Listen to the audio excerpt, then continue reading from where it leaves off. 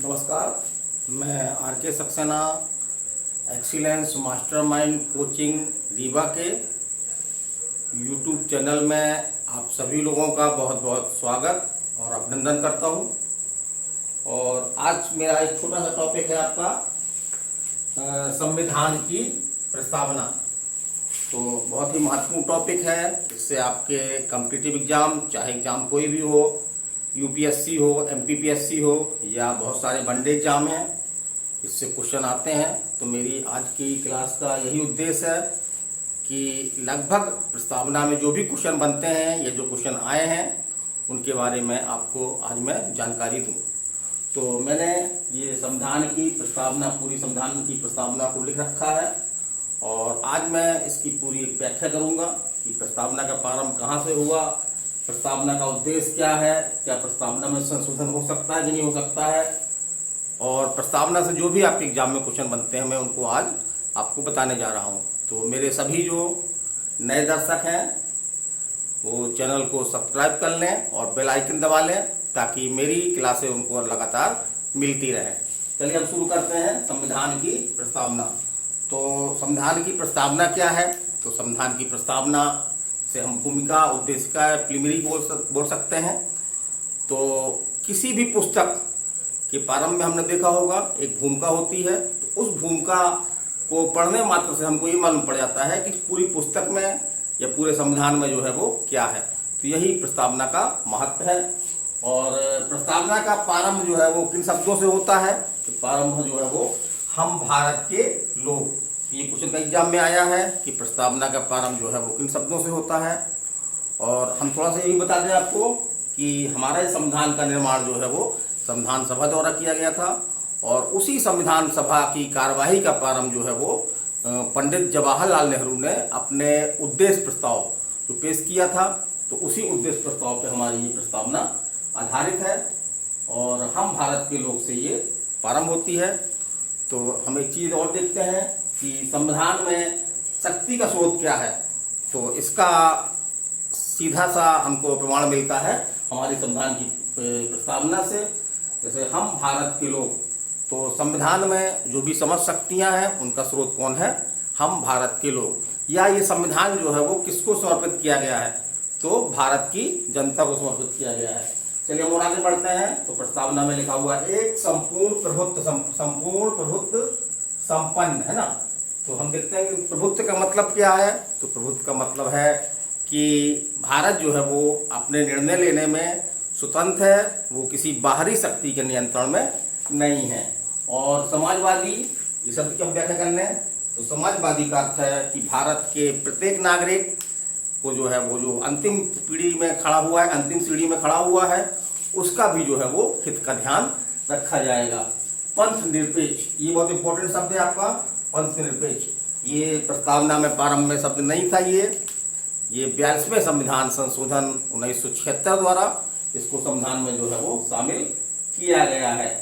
तो कहीं कहीं हम जीके में पंथ निरपेक्ष की जगह धर्मनिरपेक्ष शब्द यूज करते हैं, लेकिन संविधान में जो है वो पंथ निरपेक्ष शब्द का यूज किया गया है, क्योंकि धर्मनिरपेक्ष जो है वो एक काफी व्यापक बड़ा शब्द है, जिसमें बहुत सारे हमारे जो है वो कर्तव्य है, जैसे कि माँ का बच्चे के प्रति या पिता का पुत्र के प्रति, वो सभी धर्म के भाग हैं। तो हम किसी भी मजहब को जो है वो धर्म की संज्ञा न देकर के संविधान में क्या कहा गया है? पंथ कहा गया है, क्योंकि कोई भी देश जो है वो धर्मनिरपेक्ष हो ही नहीं सकता है। हाँ, पंथ निरपेक्ष हो सकता है। तो वही सब हमने पंथ निरपेक्ष में शामिल किया गया है। फिर आप आते हैं लोकतंत्रात्मक गणराज्य। तो इस समय मालूम पड़ता है कि हमारे भारत में जो है वो शासन व्यवस्था किस तरह की है? लोकतंत्र है। लोकतंत्र का मतलब होता है कि जनता ही जो है वो अपने चुने हुए प्रतिनिधियों के माध्यम से अपने ऊपर जो है वो शासन करती है। अब आइए गणराज्य की बात। तो गणराज्य की बात है कि हमारे संविधान का जो प्रमुख है, तो हमारे संविधान का प्रमुख कौन है? राष्ट्रपति है। तो राष्ट्रपति जो है वो वंशानुगत न होकर के, भले वंशानुगत न होकर के वो क्या होगा? निर्वाचित होगा। इसलिए हमारे भारत को जो है वो गणराज्य कहा जाता है। तो चलते हैं हम उसमें। हमारे न्याय की बात की गई है। तो न्याय, सभी क्वेश्चन आया एग्जाम में कि प्रस्तावना में जो न्याय शब्द की बात की गई है उसके अंतर्गत कौन कौन से न्याय आते हैं। तो हम देखिए 3 न्याय आते हैं। पहला आपका सामाजिक न्याय, दूसरा आपका आर्थिक न्याय और तीसरा आपका जो है वो राजनीतिक न्याय। तो ये देखें, फिर कुछ हमको स्वतंत्रताएं दी गई हैं। तो कौन सी? विचार की स्वतंत्रता, कि हम अपने विचार प्रकट कर सकते हैं। अभिव्यक्ति माने हम जो है अपने मन अनुसार बोल सकते हैं, कुछ सीमाओं के अधीन रह करके। विश्वास करने का अधिकार है। धर्म और उपासना की स्वतंत्रता, ये संविधान के अनुच्छेद 25 से 28 तक में मिलती है आपकी। और प्रतिष्ठा और अवसर की समता, है ना। तो प्रतिष्ठा माने कि हर नागरिक की जो है वो एक प्रतिष्ठा होगी, और उस प्रतिष्ठा का जो है वो ध्यान रखा जाएगा।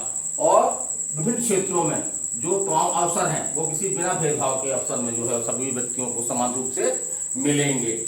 और आगे देखते हैं हम, तो इसमें व्यक्ति की गरिमा की बात भी की गई है, और राष्ट्र की एकता और अखंडता की बात भी इसमें की गई है। राष्ट्र की एकता और अखंडता, तो राष्ट्रीय एकता अखंडता भी जरूरी है। हर नागरिक का ये कर्तव्य है कि राष्ट्र की एकता और अखंडता को बनाए रखे। और हम आगे चलते हैं, तो इसमें और दिखता है आपको, ये दिखता है आपका कि संविधान सभा द्वारा जो इसको कब स्वीकार किया गया, है ना। तो संविधान सभा द्वारा इसको कब अधिनियमित किया गया? तो 26 नवंबर 1949 को एग्जाम में क्वेश्चन पूछा गया है कि संविधान सभा द्वारा संविधान को कब स्वीकार किया गया? तो 26 नवंबर 1949 को। और इसी कारण से हम जो है वो 26 नवंबर को भारत में जो है वो ला डे भी मनाते हैं। 26 नवंबर को भारत में जो है वो ला डे भी मनाते हैं।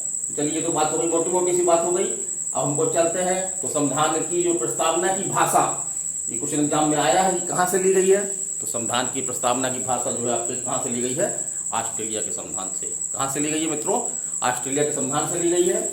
और अब एक क्वेश्चन आता है कि संविधान की प्रस्तावना संविधान का भाग है या नहीं है। तो इस विषय पर पहले डाउट था, कुछ लोग भाग मानते थे, कुछ लोग भाग नहीं मानते थे। सर्वप्रथम बेरूबारी के मामले में, जो 1960 का मामला था, उसमें न्यायालय ने स्पष्ट रूप से कहा कि प्रस्तावना जो है संविधान का अंग नहीं है, इसलिए इसको जो है न्यायालय द्वारा परिवर्तित नहीं करवाया सकता है। और लेकिन आगे चल करके 1973 में केशवरन भारती वर्सेस केरल राज्य के मामले में, जो सबसे बड़ी संविधान पीठ बनी थी, 13 न्यायाधीशों की पीठ थी ये, तो उसमें दो बातें कही गई। पहली बात तो आपकी ये कही गई कि संविधान की जो प्रस्तावना है वो संविधान का भाग है, और दूसरी बात कही गई कि संविधान की प्रस्तावना में भी संशोधन किया जा सकता है, लेकिन एक सीमा लगाई है, वो है आधारभूत ढांचे को नष्ट किए बिना। आधारभूत ढांचे को नष्ट किए बिना। और एक मामला और आया था आपका 1994 का मामला है, SR बॉम्बई का मामला। उसमें स्पष्ट रूप से कहा गया कि संविधान की प्रस्तावना और जो धर्मनिरपेक्ष शब्द है वो संविधान का मूलभूत ढांचा है। तो ये आपकी मोटी मोटी बातें हो गई, और हम याद करते हैं और क्या क्वेश्चन बनते हैं इससे आपके। तो एक क्वेश्चन तो आपका जैसे ये बनता है कि संविधान में अभी तक कितनी बार संशोधन किया गया है।